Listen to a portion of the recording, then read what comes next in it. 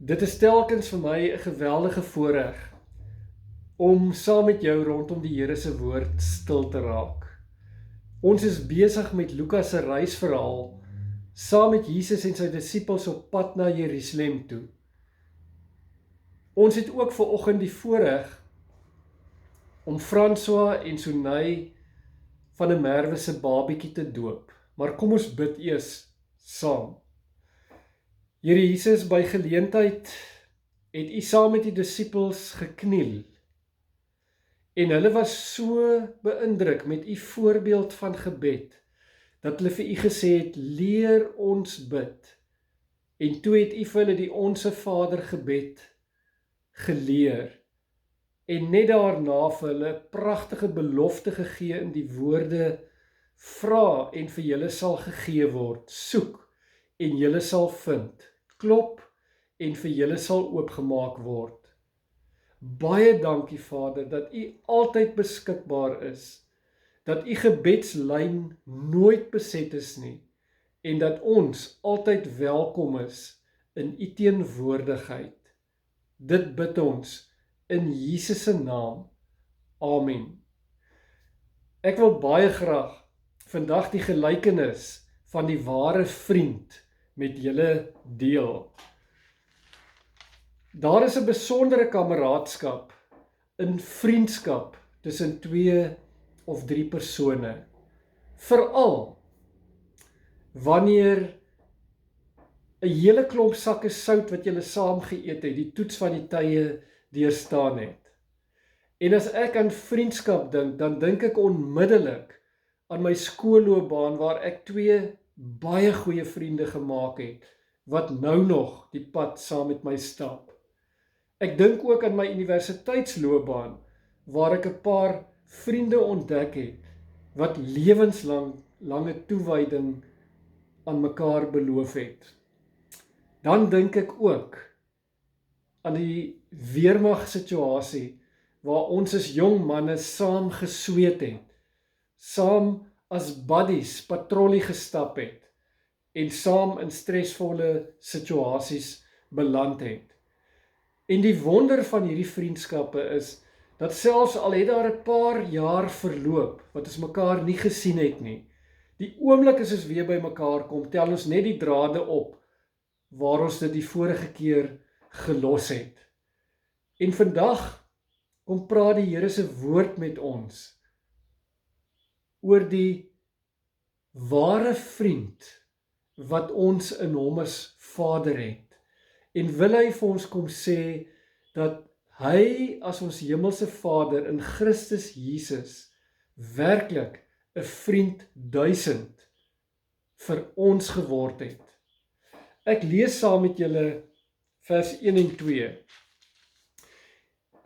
Op pad Jerusalem toe was Jesus ergens op 'n plek besig om te bid. Toe hy klaar was sy disippels so beïndruk met sy voorbeeld, dat een van hulle vir hom sê, Here, leer ons bid, soos Johannes ook sy volgelinge geleer het. En hy sê vir hulle, en toe leer hy vir hulle die Onse Vader gebed. Net nadat hy die Onse Vader gebed vir hulle geleer het, toe vertel hy vir hulle hierdie gelykenis van die ware vriend, vanaf vers 5. Verder sê hy vir hulle, sê nou een van julle het 'n vriend, en jy gaan in die middel van die nag na hom toe, en jy vra, vriend, leen my bietjie 3 brode, want 'n vriend wat op reis is, het by my aangekom, en ek het niks om vir hom voor te sit nie. Dis 'n baie eenvoudige gelykenis hierdie. In die gasvryheidskultuur van die Bybelse tyd, was dit 'n groot verleentheid, as iemand onverwags by jou opdaag, en jy het nie vir hom iets om vir hom voor te sit nie. En hierdie vriend waarvan hier gepraat word, het skielik besef, ek het nie eens brood om vir hierdie man op die tafel te sit nie. Daarom gaan klop hy 'n ander vriend van hom op, 12 uur in die nag. En ons lees nou, en die ander antwoord van binne af, moet my nie lastig val nie, die deur is al gesluit, en ek en my kinders is in die bed. Ek kan nie opstaan om vir jou te gee nie. Ek sê vir jou, sê Jesus, al sou hy nie opstaan en dit vir hom gee nie, omdat dit sy vriend is nie, sal hy tog opstaan en hom alles gee wat hy nodig het, omdat hy hom nie skaam om aan te hou vra nie. Die persoon wat opgeklop is,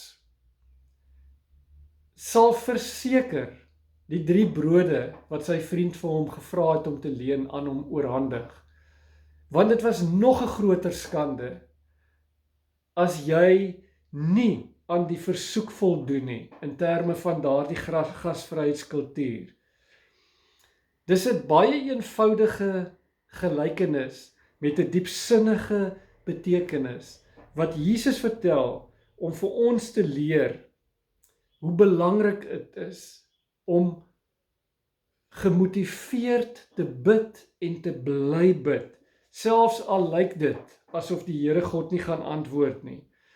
En dit bring my by die eerste belangrike vraag: wie is die vriend in hierdie gelykenis wat Jesus vertel? As ons gaan kyk na die Bybel in die Ou Testament, dan is dit opvallend dat hierdie vriend is God self in sy seun Jesus Christus, wat lewenslange bemoeienis met my en jou gemaak het. Julle kan bietjie gaan kyk in Exodus 33 vers 11. Dan noem Jesus vir Moses, noem hy sy vriend. In 2 Kronieke 20 vers 7, dan noem hy vir Abraham sy vriend. So kan ons ook kyk na Jakobus 2 vers 23. In Johannes 15 vers 14, dan noem Jesus vir my en vir jou sy vriende. Ek wil dit graag vir julle lees. Julle is my vriende as julle doen wat ek julle beveel. Ek noem julle nie meer ondergeskiktes nie, want 'n ondergeskikte weet nie wat sy baas doen nie. Nee, ek noem julle vriende, omdat ek alles wat ek van my Vader gehoor het, aan julle bekend gemaak het. Dit is vir my so mooi, dat die Here Jesus vir jou en vir my sy vriende noem. En daarom kan ek en jy vandag met reg sing: wat 'n vriend het ons in Jesus, hy wat in ons plek wil staan.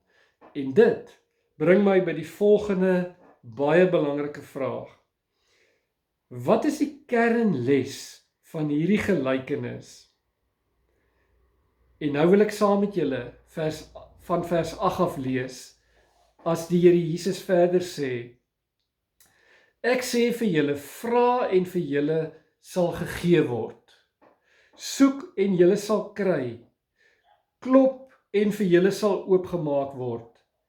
Elkeen wat vra, ontvang.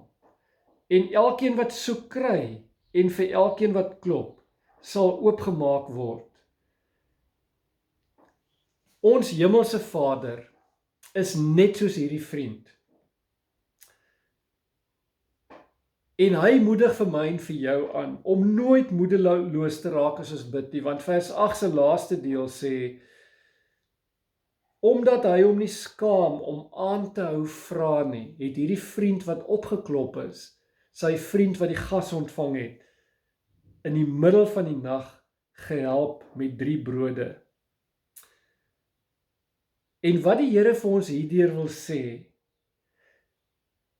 vers 9 en 10, ek sê vir julle, vra en vir julle sal gegee word, soek en julle sal kry, klop en vir julle sal oopgemaak word, elkeen wat vra ontvang, en elkeen wat soek kry, en vir elkeen wat klop, sal oopgemaak word.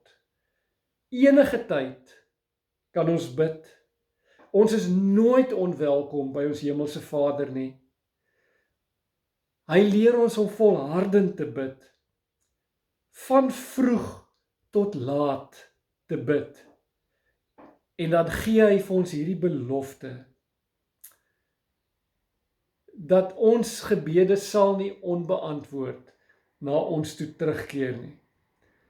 En wat vir my die wonderlikste is, in vers 9 en 10, van hierdie belofte, vra en julle sal ontvang, soek en julle sal vind, klop en vir julle sal oopgemaak word, is dat dit geld nie net vir disippels van die Here Jesus nie. vir mense wat heiliglik in 'n verhouding met hom is en 'n pad stap nie. Natuurlik in die eerste plek, maar dit geld ook vir die vreemdelinge, sê die Mirror Bybel. Ook hulle wat nog nie deel van sy disipelkring is nie. Ook hulle het die voorreg om enige oomblik aan te klop by ons hemelse Vader en Jesus Christus as ons ware vriend. En dit bring my by die derde baie belangrike kenmerk van ons hemelse Vader. En dit is die kenmerk van sy onbeperkte vrygewigheid. Ek lees saam met julle vers 11 en verder. Is daar 'n pa onder julle wat as sy seun vir hom 'n vis vra, vir hom 'n slang sal gee in plaas van die vis? Of as hy 'n eier vra, vir hom 'n skorpioen sal gee?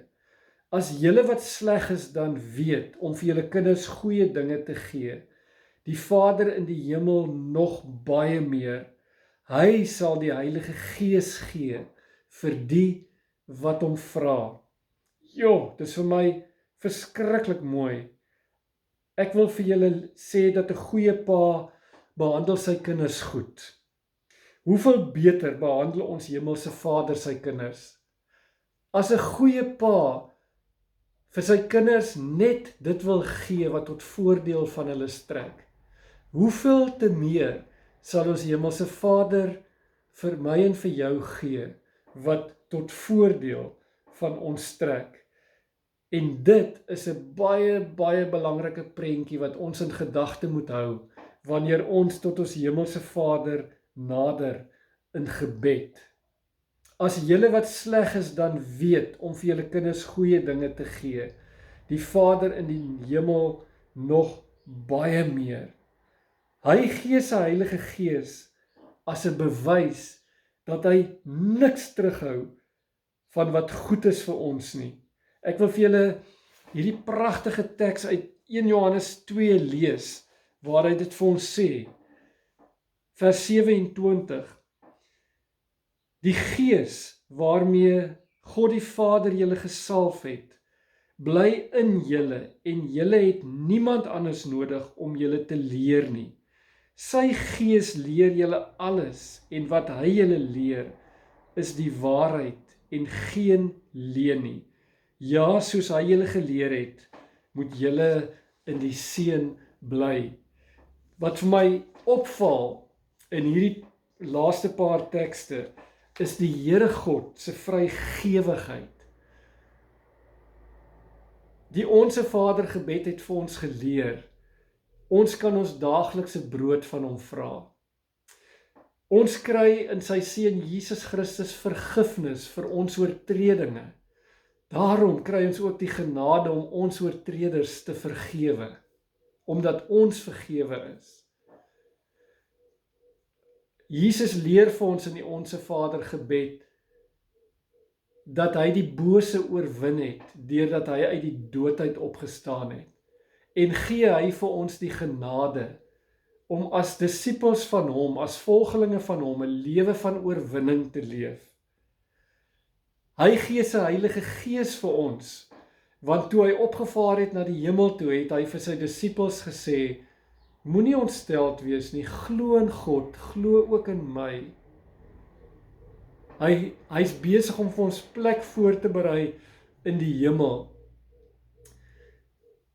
Ons het nou net in 1 Johannes 2 gehoor dat hy sy Heilige Gees vir ons gegee het om ons alles te leer van die pad saam met Christus en wat dit prakties behels. En dan sê Johannes 15 vers 16, so pragtig, die volgende woorde. Julle het my nie uitgekies nie, maar ek het julle uitgekies en julle aangestel om uit te gaan en vrugte te dra, vrugte wat sal hou. So sal die Vader aan julle gee, wat julle ook al in my naam vra. In kort, kom sê hierdie gelykenis vir ons, dat die Here absoluut 'n vrygewige hand het teenoor sy kinders, en dat hierdie vrygewigheid waarmee hy ons seën, weer tot 'n seën moet wees. Die Here maak sy hand vir ons waawyd oop, sodat ons hande waawyd vir ons medemens kan oopmaak, kan vrug dra en tot 'n seën wees. En dis doopsondag. En uit hierdie gedeelte kom daar vir my 4 pragtige ouerskapbeginsels. Nommer 1, mentorskap. Soos wat Jesus deur sy voorbeeld sy disippels gedwing het om hom te vra, leer ons bid soos U. Is dit my en jou as ouers se wonderlike voorreg om mentors te wees vir ons kinders, dat hulle sal aan die einde van, as hulle groot is, sal kan sê, ek het in my huis wonderlike lewensbeginsels geleer, omdat my pa en my ma vir my die voorbeeld gestel het, geestelike beginsels. Hulle het my van Jesus Christus en van disippelskap geleer, maar ook emosionele beginsels. Deur die vrug van die Gees het hulle vir my selfbeheersing geleer, hoe om met goedhartigheid teenoor my medemense op te tree, maar hulle het ook vir my fisiese beginsels geleer, dat my liggaam 'n tempel van die Heilige Gees is. En ek onthou hoe dat my pa en my ma vir ons geleer het om ons liggaam op te pas, deur gesond te leef, deur te oefen, deur te eet. Die tweede beginsel wat vir my uitkom, ek onthou dat toe ek met my eie kind in my arms gestaan het, gevoel het ek is heeltemal onbekwaam om hierdie klein dingetjie groot te maak in 'n wêreld wat baie gebroke is. En skielik het ek besef dat die Here medeverantwoordelikheid vir my kinders aanvaar. Dat ek 'n netwerk van verhoudings het waar ek kan raad vra, my oupa, my ouma, my ma, my pa. Mense in die geloofsgemeenskap, medegelowiges, wat al daardie pad gestap het. Vriende. En so dat daar 'n netwerk van mense is, by wie ek kan kers opsteek as ek nie weet verder nie. Die derde beginsel is natuurlik kniewerk. Daar's baie mense wat vandag vir my sê, jong mense, ons wil nie kinders grootmaak in hierdie wêreld nie. En hier kom Jesus en hy sê, maar bring jou kinders vir my. Jy kan enige tyd met my praat, want ek kan vir jou die wysheid gee om hierdie kinders groot te maak en ek sal dit vir jou gee. En daarom is die hardste werk wat 'n ouer in sy ouerskap kan doen, om kniewerk te doen en voor die drie-enige Vader te staan en sy kinders aan hom op te dra. En die laaste ouerskap beginsel wat vir my hier uitkom, is ek en jy moet leer om God se vrygewigheid na ons kinders toe uit te dra. Ons moet vir ons kinders leer dat ons as ouers met 'n oop hand teenoor hulle lewe, om die beste vir hulle te gee tot voordeel van hulle eie geestelike, emosionele en fisiese lewe. En so moet ons die Here God se liefde, sy onbeperkte, onvoorwaardelike liefde wat hy in sy seun Jesus Christus aan ons bewys het, moet ons aan ons kinders bewys. Ons moet vir hulle 'n toonbeeld wees van God se vrygewigheid en sy Heilige Gees, wat ons toerus vir elke liewe dingetjie in hierdie wêreld. En mag hierdie gelykenis van die ware vriend vir my en vir jou inspireer om werklik so te lewe soos wat ons dit sopas gehoor het. Amen.